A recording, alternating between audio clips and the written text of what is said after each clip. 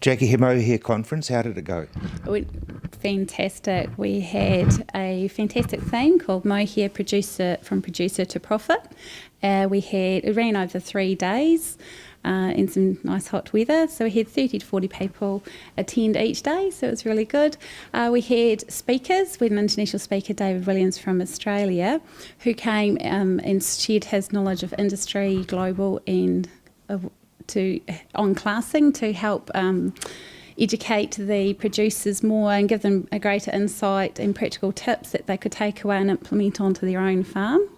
So he was certainly well received by the producers. We also had Dr. Mark Ferguson give a presentation on feed and nutrition and the positive impact that has on fibre production. So again, some really good practical tips that they can take away to implement on their farms and think about their production. What was his main message? Because everybody thinks of a goat being sort of will eat anything, including your socks off the clothesline. Oh, well, it was really just about good nutrition and good management. You know, if you are able to put in the good nutrition, you'll get the good fibre. So, and really also looking at the genetics component as well, making sure that, you know, you have animals that are bred well and can withstand certain elements environmentally.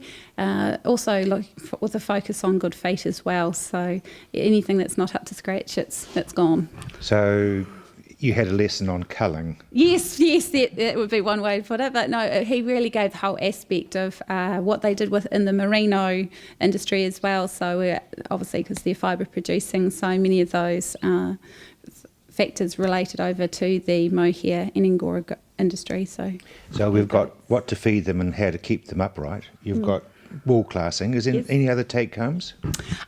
There was the focus really of the current producer and the important role that they play in the mohair industry, that everything really starts with them.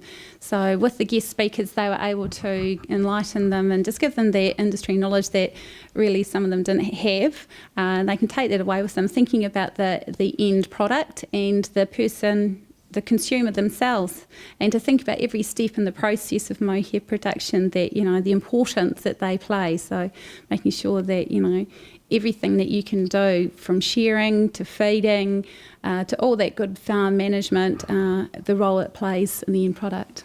How important is wool classing for a mohair producer? Because to me it looks very similar all the way through.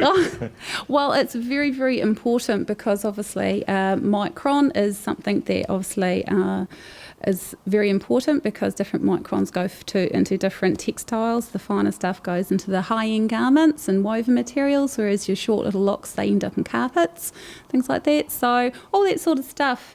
Looking at the length, that's very important for any form of yarn or woven materials, because obviously they have to create the tops. So it's that process of going on to the next stage. And also it's good for the producers to know exactly where the quality is in their fibre. So it's my job to make sure that I'm also educating them on what they're doing well and ways that they can improve. Because you as an exporter can't be expected to class everything that comes across. I class everything that comes through this warehouse, and we have a very good reputation overseas with our buyers and with our local buyers, so it's really important that I'm maintaining that quality.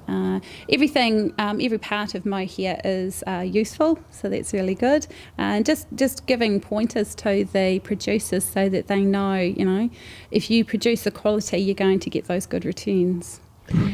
So some of them were quietly blown away?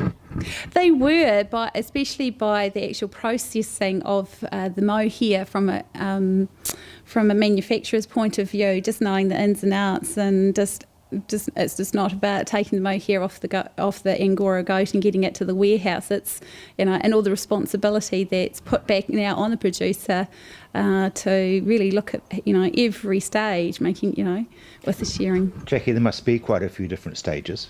Yes, there certainly is. Making sure that, you know, that you get your shearing, you know, 6 monthly, that it's packaged up right, all your stain and all those variables are packaged separately. Obviously it comes here to be classed, then it's baled, then sent to South Africa. where again it will be resorted because the different buyers over there have different requirements, made into tops, sold on again to those other buyers who then turn it into the woven materials or the yarn, the dyeing, the carding, the scouring. The scouring part certainly blew them away. They were like, wow, we didn't really know a lot about that. So they certainly learnt a lot. And that's before it becomes a garment. Yes, it's quite a long process, but it certainly is and detailed. But they certainly have a good education about that now. It's going to help the industry because the industry is still quite small. It is a niche industry, but after the conference we have found, even before the conference, we're always getting new producers coming along, which is exciting. But it's certainly an exciting future for the industry. We're all on the same boat, and we're going to sail into a positive future. So, looking at ways we can do that, and the good thing is everyone knows one another. They're an industry where people can help one another.